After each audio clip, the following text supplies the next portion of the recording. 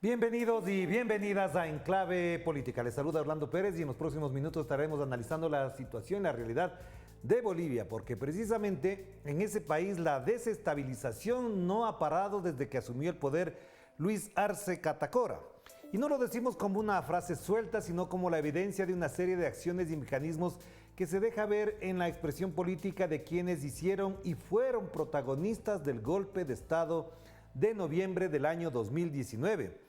Con la detención de Fernando Camacho como uno de los actores fundamentales de ese golpe, se han desatado también aquellos que creen que solo la derecha puede gobernar Bolivia. Por eso queremos entender qué está pasando en este país andino y para eso hemos invitado al exministro Emilio Rodas, a quien le damos la más cordial bienvenida. Emilio, qué gusto tenerlo por acá. ¿Cómo está usted? Un gusto, Orlando. Un saludo desde Santa Cruz. Y está claro que hay mucho que analizar sobre el país. Bueno, de entrada le preguntaría, ¿cómo evalúa lo ocurrido en el departamento de Santa Cruz? ¿Hasta dónde todas las evidencias de marchas, de contramarchas, de incluso actos de violencia pueden dar a pie o pueden dar a un lugar de entendimiento de cuál es el comportamiento de la derecha en este momento? Históricamente la derecha boliviana, así como la derecha latinoamericana, se ha concebido a sí misma como predestinada para administrar el Estado. Y además se ha concebido en el marco de la impunidad. Nosotros hemos tenido un dictador, el general Hugo Banzer Suárez, que gobernó 7 años una cruenta dictadura y que sin embargo nunca perdió los derechos políticos, nunca fue enjuiciado en Bolivia ni pagó ninguna culpa.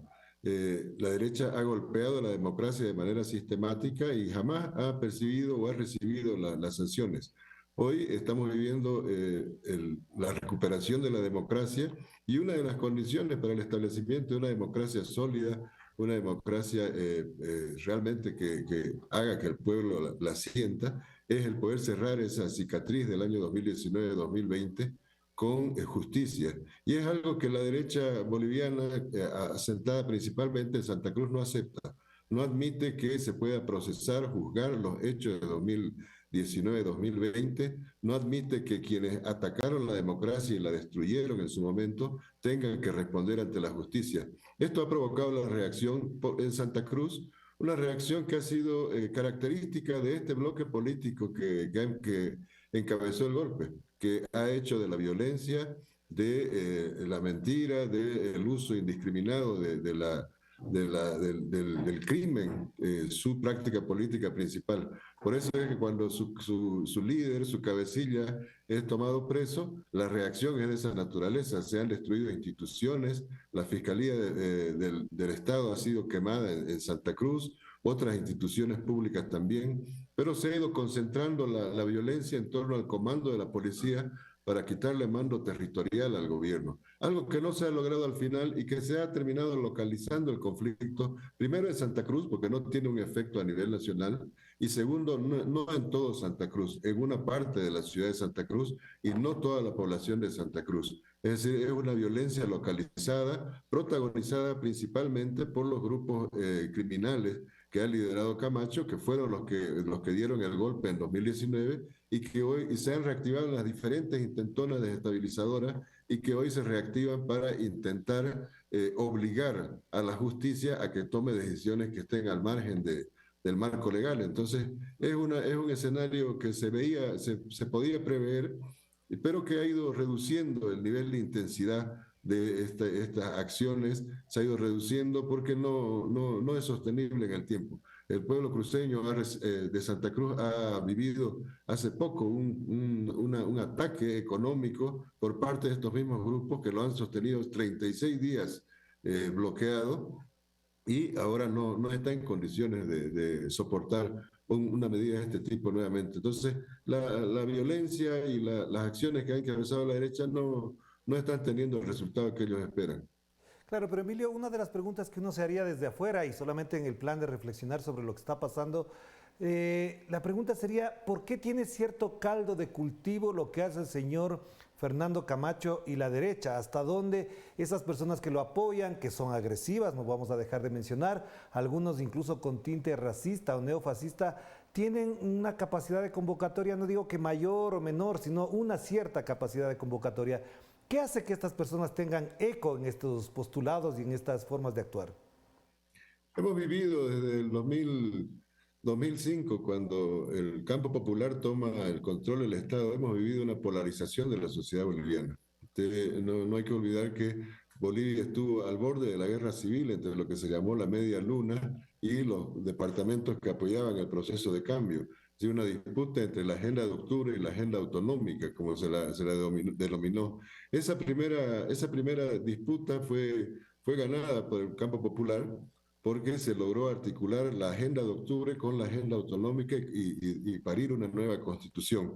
Pero los sectores conservadores, aquellos que han sido despojados de privilegios, aquellos que han sido, que han sido marginados del poder del gobierno como tal, que antes los controlaban parlamento, controlaban gobernaciones, controlaban municipios, hoy se sienten desplazados y han logrado posicionar discursos, hacer uso de las nuevas tecnologías, intentar imponer un régimen prácticamente fascista desde Santa Cruz principalmente, donde se exacerba la identidad, más allá del tema ideológico o del tema económico o político. Se trata de exacerbar la nacionalidad, tratando de posicionar lo cruceño como algo determinante y que está por encima de lo boliviano, tratando de hacer uso de la violencia como el recurso principal y usando los grandes medios de comunicación para posicionar verdades a medias. Entonces,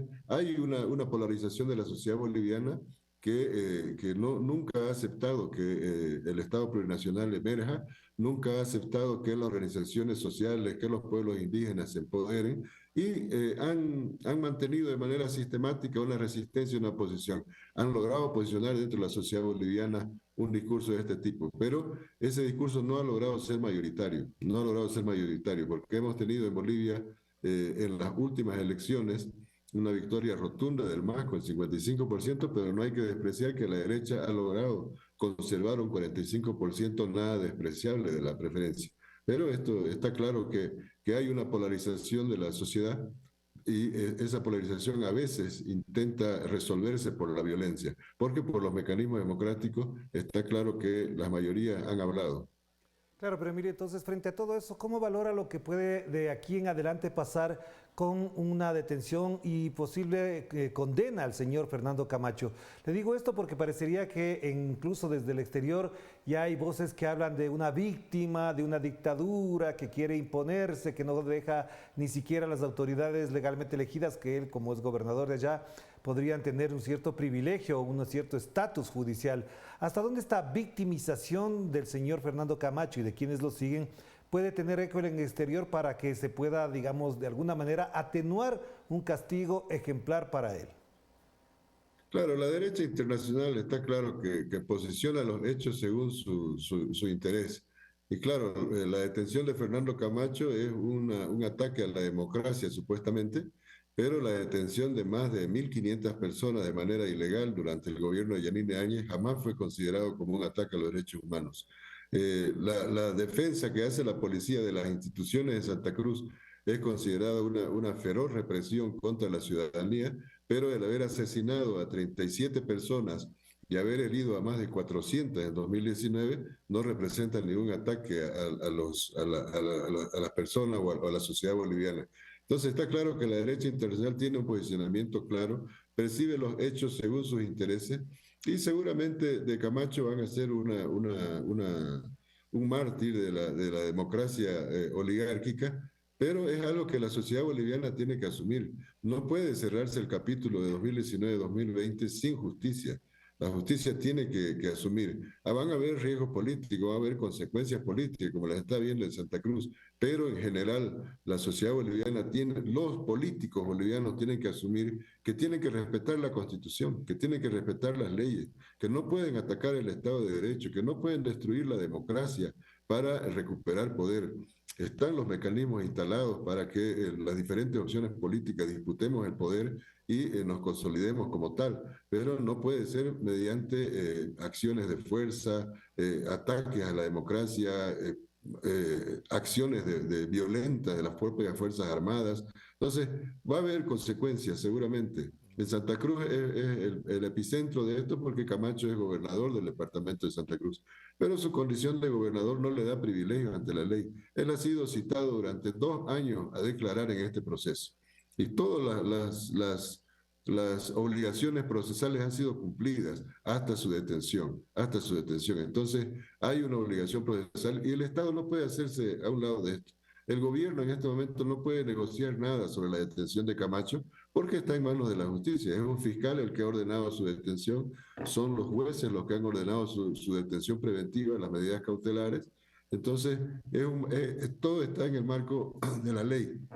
Y eso hay que cuidar que se haga de esa manera. Seguramente sí, y sin duda que la derecha internacional, así como ha hecho de Yanine Áñez una víctima supuestamente del régimen, dicen ellos, masista, pero sin embargo Yanine Áñez y todos sus ministros y Fernando Camacho y todos los que fueron parte del golpe de una conspiración internacional para apropiarse de nuestro litio, esas personas tienen que pagar ante la ley y tienen que hacerlo cumpliendo todos los procedimientos procesales.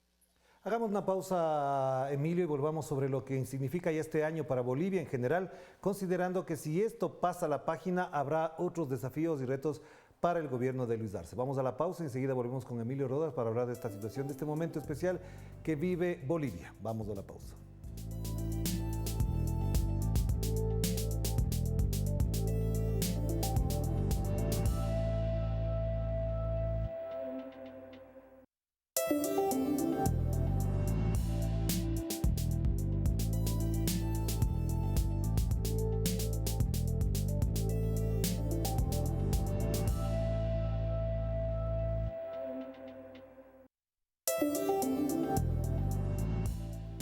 Estamos de vuelta aquí en Enclave Política. Vamos a seguir conversando con Emilio Rodas a propósito de lo que ocurre en Bolivia. Emilio, en la primera parte más o menos hacíamos un balance, un diagnóstico de lo que está pasando y sobre todo expresando nuestra reflexión alrededor de lo que es el comportamiento de la derecha.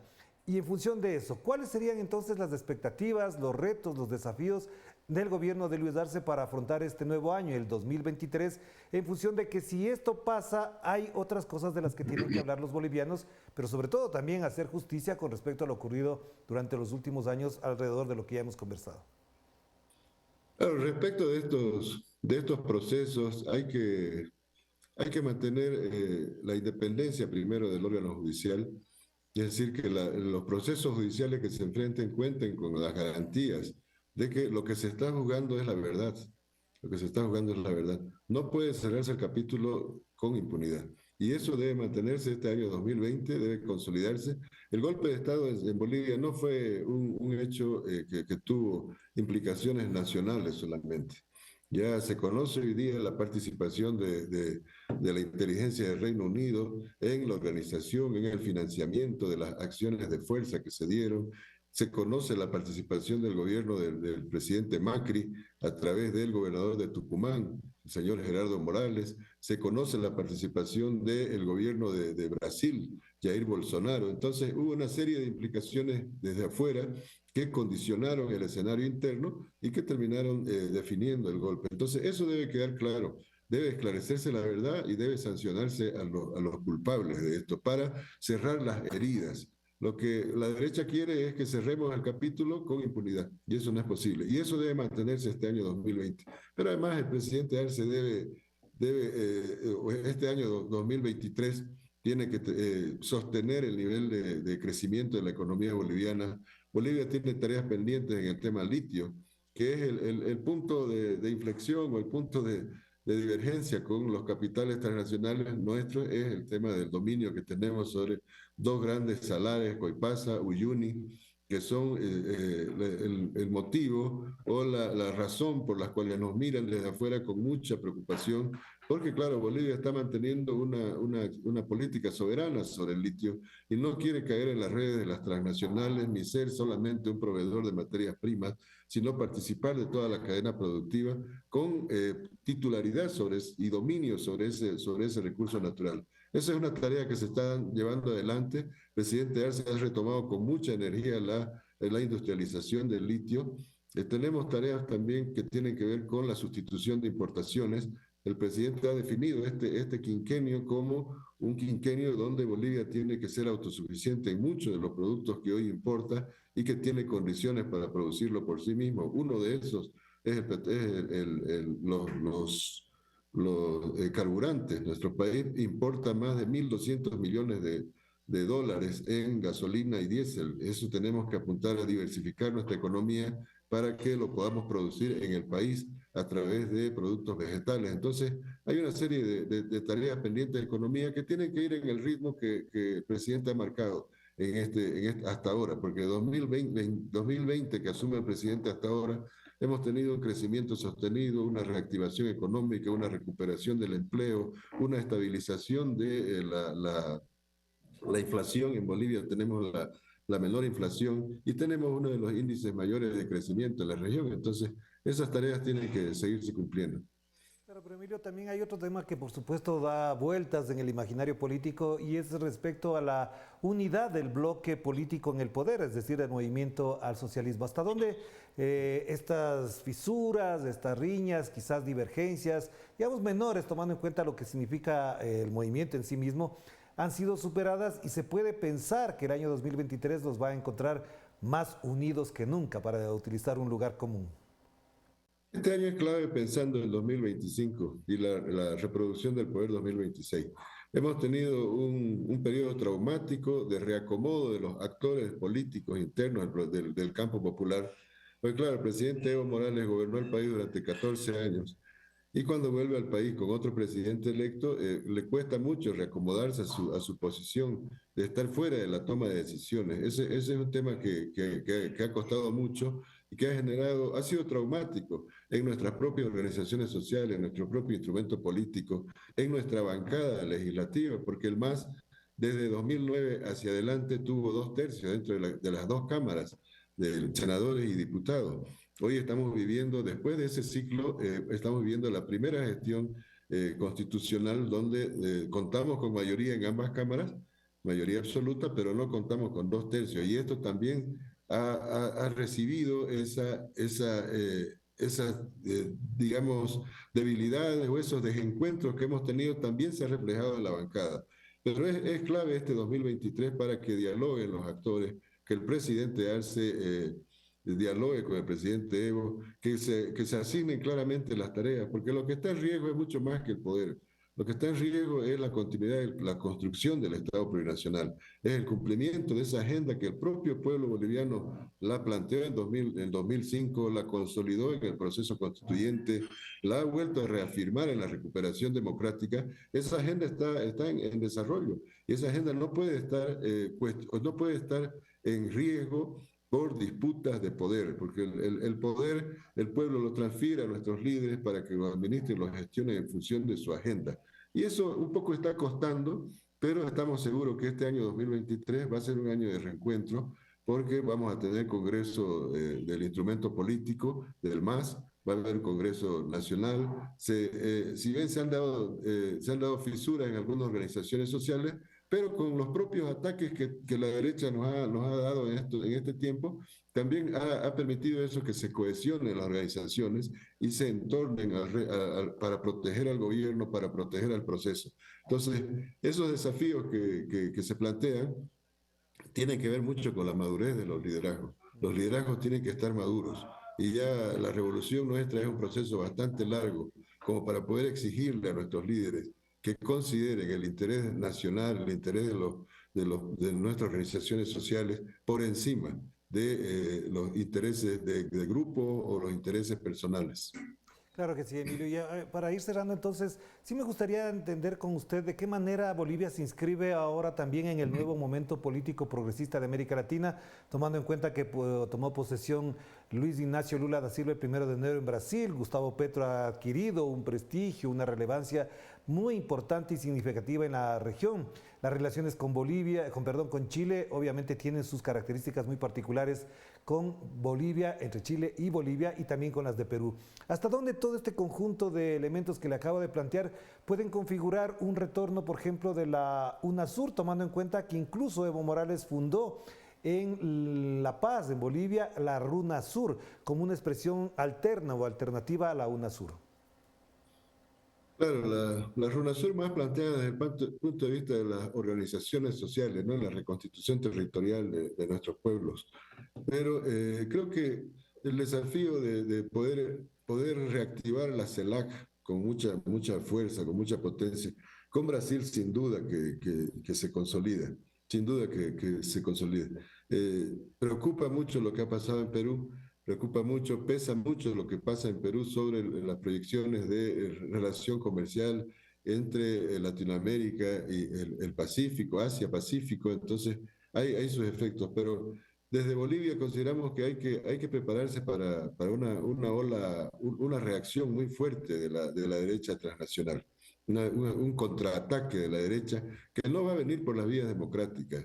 Es decir, no van a esperar elecciones para intentar retomar el poder. Se van a dar procesos como los de Perú, se van a dar procesos como lo que se intenta en Brasil, como lo que se intenta en Bolivia. Entonces tenemos que estar listos y conscientes y activar los mecanismos de integración latinoamericanos que en su momento fueron muy útiles. UNASUR, en el momento de crisis de 2008, con el golpe cívico-militar en Bolivia, con la ruptura del orden democrático, el intento de ruptura del orden democrático, UNASUR jugó un papel clave y determinante para garantizar que la democracia se salve en Bolivia. Entonces, tenemos que generar estos mecanismos regionales que permitan proteger los procesos democráticos de nuestros países y que resistan los contraataques de la derecha. Creo que vamos a vivir en 2023 una reacción muy violenta de los bloques conservadores apoyados por las transnacionales del poder, pero hay que tener claro que si no nos articulamos políticamente, si no nos vinculamos políticamente a los nuevos procesos, los procesos no van a tener efecto si es que se dan de manera aislada. Tenemos que construir la gran patria latinoamericana, integrarla políticamente y defender los procesos políticamente también. Entonces, eso creo que es clave y pesa mucho el que Brasil hoy esté en el campo progresista. Pesa mucho que México hoy esté en el campo progresista. Pesa mucho que la joya de la corona norteamericana, como era Colombia, ahora esté en el campo popular. Eso pesa mucho y creo que nos va a permitir, sin duda, avanzar con mayor solidez y con mayor claridad estratégica también.